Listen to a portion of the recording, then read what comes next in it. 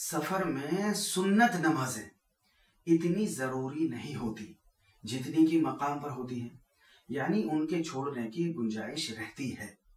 دیکھیے، سفر کے دوران سنت نمازیں اگرچہ سنت ہی رہتی ہیں، نفل نہیں ہوتی ہیں، اور اسی طرح نمازوں کی رکعتوں میں بھی کوئی کمی نہیں ہوتی ہے۔ 4 ہیں تو 4 ہی پڑھی جائیں گی، لیکن سفر کی حالت میں فجر کی سنتوں کے علاوہ باقی نمازوں کی سنتوں کے پڑھنے میں یہ اختیار ہے، چاہے پڑھیں یا نہ پڑھیں، کوئی گناہ نہیں ہوگا، البتہ پڑھ لینا یہ بہتر ہے۔ علماء یہ بات بھی کہتے ہیں، اس طرح کہتے ہیں کہ سفر کے دوران اگر اطمینان اور سکون کی حالت ہے، کسی جگہ پر آرام سے رکے ہوئے ہیں، تو سنت مؤکدہ یہ پڑھنی چاہیے۔ لیکن اگر سفر جاری ہے، اطمینان اور سکون کی حالت نہیں ہے، تو پھر سنت مؤکدہ بھی یہ چھوڑ سکتے ہیں۔